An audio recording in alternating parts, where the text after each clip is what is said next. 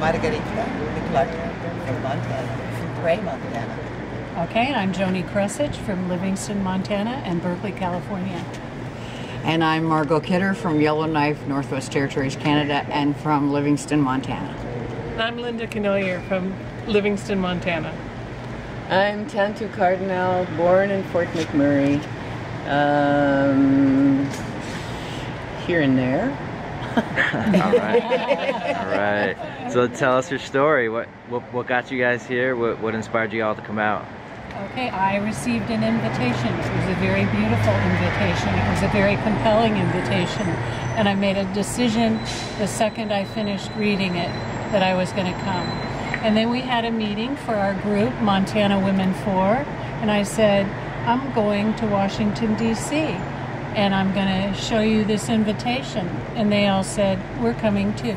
And I was playing phone tag with Margot Kidder for, I don't know, approximately 2 weeks or something like that. And then finally I got back home, got my schedule all set, and there's Margie on the phone, and that whole thing got thrown out again.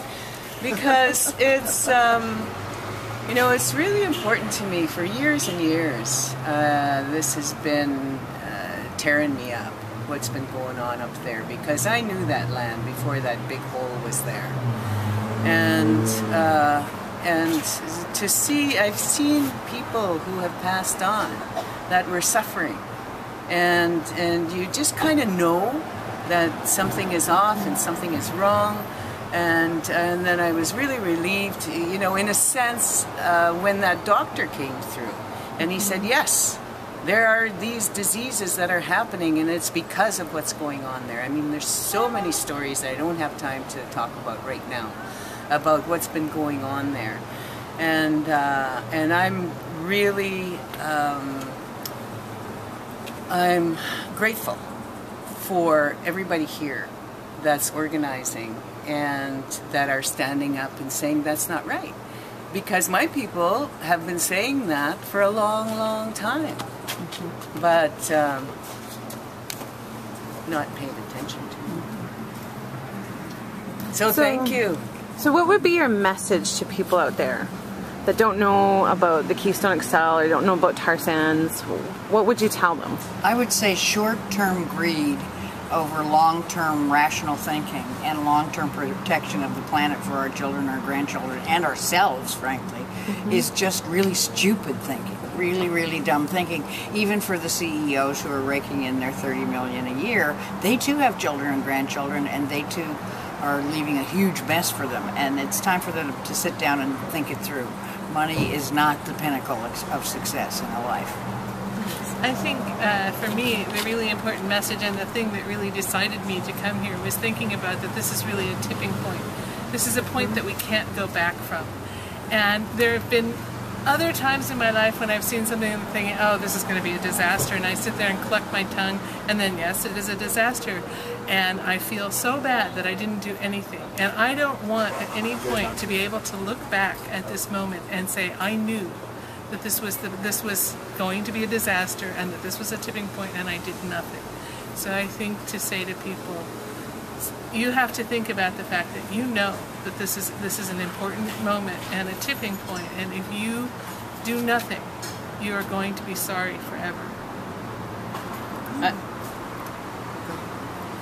We are at a point living on this earth where it feels like, I think all of us can feel that the earth is really just weary. And at some point it's going to be, our earth is going to be unable to heal itself. And I'm telling my friends, the last few times I've been to the ocean in California, there aren't any shorebirds. I can feel that the damage that's happening is really close to the point where the earth won't heal. And that's not acceptable to me. My youngest grandchild is named Althea, which means healer.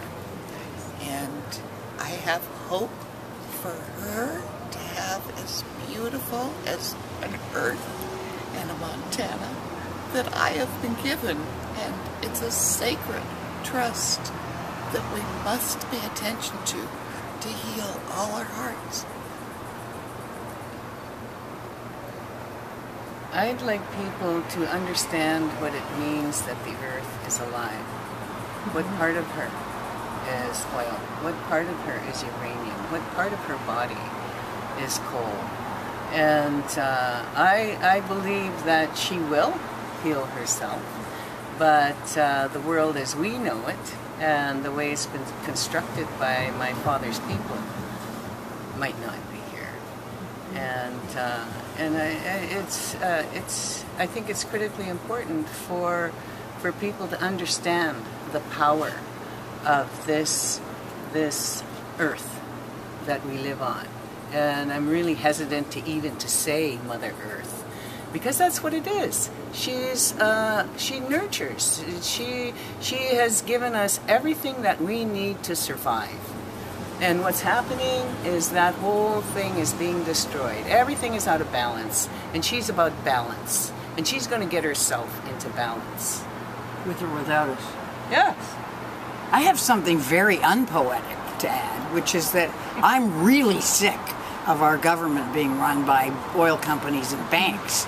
I'm really tired of it. And I would like to see one politician stand up in the face of all the campaign money that he's received in his coffers from the oil companies and say, no, I'm going to do what's right. And I'm counting on Obama, who has no more excuses now. He can't hide behind Congress. He can't say he's been blackmailed into this, to stand up finally and do the right thing. I worked for months to get that man elected, and so far it's been a little disappointing. So it's time for him to do what he said he was going to do when we worked so hard to vote him in.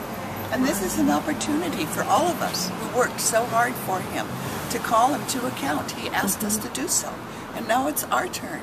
It's all of us. Everyone who checked his name, everyone who made a phone call, everyone who worked. He asked us to hold him to account. We owe it to him, and we owe it to us. We owe it to the earth. So our banner says Montana Women for an Oil-Free Future. We really envision that. We can see it, we know it's possible, we believe in it, and that's what we're asking for. If they paid half the amount of energy and attention to wind and solar, then there would be some great advancements.